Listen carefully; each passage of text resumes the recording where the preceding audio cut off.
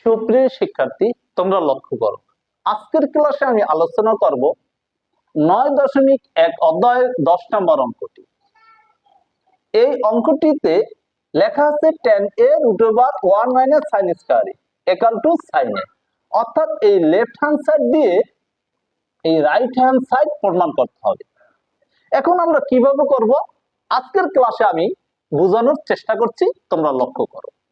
আমি প্রথমে লিখলাম লেফট হ্যান্ড সাইড। তা লেফট হ্যান্ড সাইড লিখে এই লেফট হ্যান্ড সাইডে যা আছে আমি হুবহু এখানে তুলে নিলাম। tan a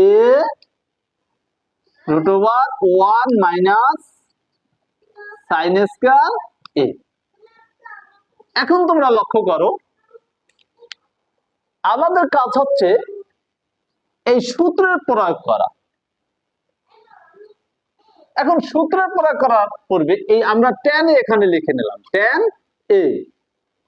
এখন আমরা জানি cos square a = 1 - sin square a।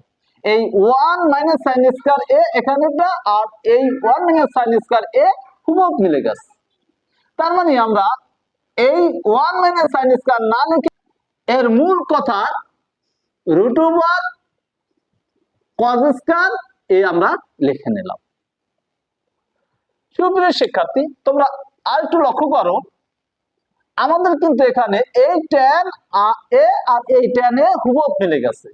তাই আমরা এই স্থানে এই tan a না লিখে tan এর সূত্রটি আমরা এখানে লিখে দেব, যেমন sin a / cos a into.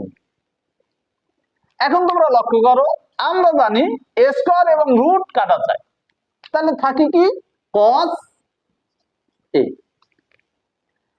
এই অঙ্কটিতে আমরা কিন্তু দুইটি সূত্রই প্রয়োগ করেছি। সেই সূত্র দুইটা কি 1 - sin square a R 1 - sin square a হুবহু মিলে গেছে। তার এর মূল কথা হয়েছে cos square a এখানে লিখে নিলাম, অর্থাৎ এই সূত্রটি আমরা এখানে ব্যবহার করিলাম। এই tan এর সূত্রটি sin a / cos a, এই tan এর সূত্রটি আমরা এখানে লিখে দিলাম sin a / cos a। এখন আমরা জানি এই cos a এবং এই cos a কাটাকাটি যায়, তাই বাকি থাকে কি sin a। আমাদের অঙ্কে দেওয়া রয়েছে tan a √1 - sin square a = sin a, অর্থাৎ এই লেফট হ্যান্ড সাইড দিয়ে এই sin a তৈরি করে দেওয়া আমাদের রেজাল্ট sin a প্রমাণিত হলো। সুপ্রিয় শিক্ষার্থী, আজকের ক্লাসে আমি দুইটি সূত্রের প্রয়োগ করে আজকের অঙ্কটি খুব সহজেই সমাধান করেছি। আশা করি তোমরা আমার এই ক্লাসটি বুঝতে পেরেছো। তোমরা যদি আমার ক্লাসটি বুঝে থাকো, তাহলে তোমাদের সহপাঠীদেরকে আমার এই ক্লাসটি দেখার সুযোগ করে দেওয়ার জন্য আমার ক্লাসটিতে তোমরা লাইক, কমেন্ট, শেয়ার করে দিবে।